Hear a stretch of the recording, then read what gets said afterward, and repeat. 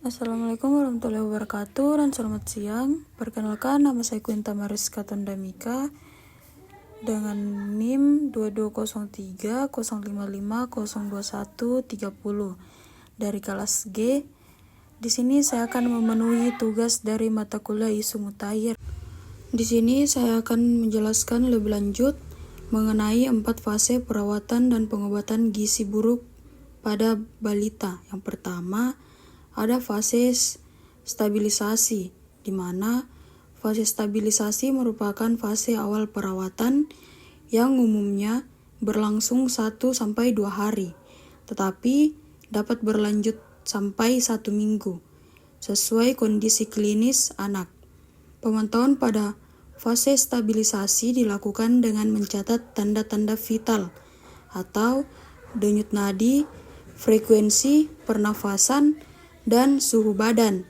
Tanda-tanda berbahaya derajat edema, asupan formula, frekuensi defekasi, konsistensi feses, volume urin, dan berat badan. Yang kedua, ada fase transisi, di mana fase transisi adalah masa peralihan dari fase stabilisasi ke fase rehabilitasi dengan tujuan memberi kesempatan tubuh untuk beradaptasi terhadap pemberian energi dan protein yang semakin meningkat. Yang ketiga, ada fase rehabilitasi, di mana fase ini dapat diberikan di layanan rawat jalan maupun rawat inap.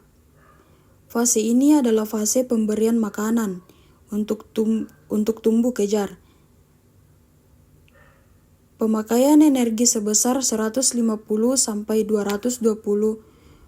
kilokalori per kilogram berat badan per hari dalam bentuk F100 atau RUF terhadap ditambah makanan yang sesuai berat badan. Umumnya berlangsung selama 2-4 minggu. Kemajuan terapi dinilai dari kenaikan berat badan. Setelah fase transisi dan mendapatkan F100 atau RUF, pemantauan pada fase rehabilitasi dilakukan dengan mencatat asupan formula dan kenaikan berat badan. Dan yang keempat, ada fase tindak lanjut, di mana pada fase ini merupakan lanjutan pemberian makanan untuk tumbuh kejar dengan pemberian makanan keluarga dan pemberian makanan tambahan pemulihan atau PMTP. Selanjutnya, saya akan menjelaskan poin yang kedua, di mana 10 langkah tata laksana gizi buruk pada balita di layanan rawat jalan. Yang pertama, mencegah dan mengatasi hipoglikemia.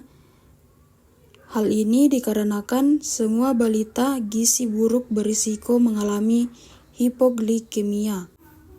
Yang kedua, mencegah dan mengatasi hipotermia. Hipotermia atau suhu aksilar kurang dari 36 derajat Celcius sering ditemukan pada balita gizi buruk, dan jika ditemukan bersamaan hipoglikemia menandakan adanya infeksi berat. Cadangan energi anak gizi buruk sangat terbatas sehingga tidak mampu memproduksi panas untuk mempertahankan suhu tubuh. Cara mencegah dan mengatasi hipotermia dengan menghangatkan tubuh balita dengan menutupi seluruh tubuh, termasuk kepala, dengan pakaian dan selimut. Yang ketiga, mencegah dan mengatasi dehidrasi. Diagnosis dan derajat dehidrasi pada balita gizi buruk sulit ditegakkan secara akurat dengan tanda atau gejala klinis saja. Semua balita gizi buruk dengan diare atau penurunan jumlah urin dianggap mengalami dehidrasi. Pada dehidrasi ringan atau sedang, tetap upayakan memberikan terapi rehidrasi oral. Apabila tidak mungkin secara oral, Cairan diberikan melalui pipa nasogastrik sampai anak bisa minum. Gunakan larutan oralit standar yang telah dimodifikasi dengan mengurangi natrium dan menambahkan kalium, yang lebih dikenal dengan rehydration solution for malnutrition atau Resomal. Yang keempat, memperbaiki gangguan keseimbangan elektrolit pada anak gizi buruk. Terjadi gangguan keseimbangan cairan, elektrolit, dan mineral.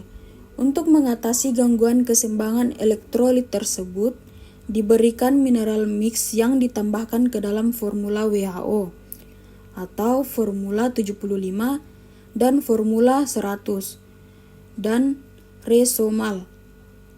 Tubuh anak gizi buruk relatif mengandung kadar natrium lebih tinggi dan kalium lebih rendah dibandingkan anak normal. Karena itu, pemberian cairan tidak boleh yang mengandung kadar natrium tinggi dan anak harus mendapatkan tambahan kalium. Yang kelima, mengobati infeksi balita gizi buruk. Seringkali menderita berbagai jenis infeksi, namun sering tidak ditemukan tanda atau gejala infeksi bakteri seperti demam.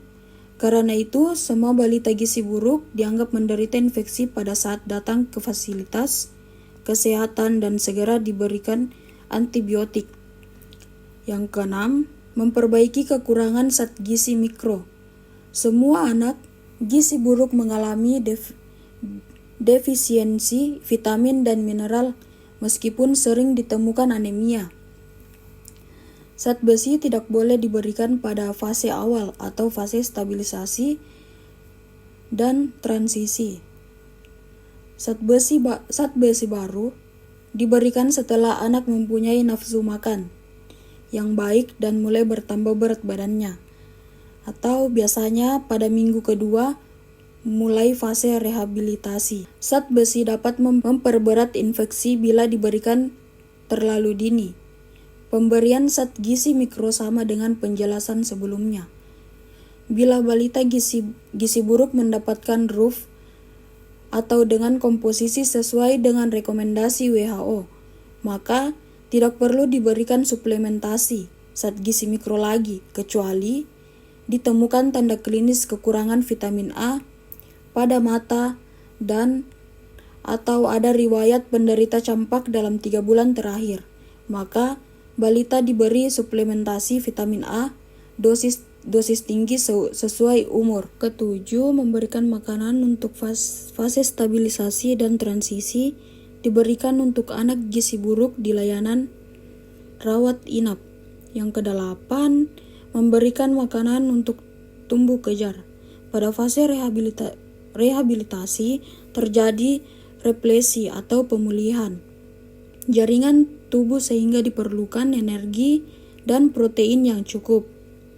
Diberikan energi 150 sampai 220 kilokalori per kilogram BB per hari. Protein 4 sampai 6 gram per kilogram BB per hari. Terapi gizi yang diberikan dapat berupa F100 atau RUF yang secara bertahap ditambah makanan padat gizi. Yang kelima, memberikan stimulasi untuk tumbuh kembang, di mana pada anak gizi buruk terjadi keterlambatan perkembangan mental dan perilaku. Keterlibatan keluarga terutama ibu sangat diperlukan dalam memberikan stimulasi untuk tumbuh kembang anak. Oleh karena itu, perlu diberikan petunjuk kepada orang tua dan keluarga untuk memberikan stimulasi perkembangan anak dengan penuh kasih sayang, sambil bermain, bernyanyi, dan menciptakan suasana yang menyenangkan. Stimulasi diberikan secara bertahap dan berkelanjutan, di mana sesuai umur anak terdapat 4 aspek kemampuan. Kemampuan dasar anak yaitu kemampuan gerak kasar, kemampuan gerak halus, kemampuan bicara dan bahasa, serta kemampuan sosialisasi dan kemandirian. Stimulasi terstruktur dilakukan secara intensif setiap hari selama 15-13 menit. Yang terakhir, mempersiapkan untuk tindak lanjut di rumah. Persiapan untuk tindak lanjut di rumah dapat dilakukan sejak anak dirawat inap, misalnya melibatkan ibu dalam kegiatan merawat anaknya. Bila balita keluar dari layanan rawat inap setelah sembuh atau sesuai kriteria di atas, maka dianjurkan untuk kontrol teratur setelah pulang 1 kali per minggu. Pada bulan pertama 1 kali per 2 minggu. Pada bulan kedua selanjutnya 1 kali per bulan sampai 6 bulan atau lebih. Selain itu dianjurkan juga untuk melengkapi imunisasi dasar ataupun ulangan sesuai program PPI atau program perkembangan imunisasi. Sekian pemaparan materi dari saya, kurang lebihnya mohon dimaafkan. Assalamualaikum warahmatullahi wabarakatuh dan selamat siang.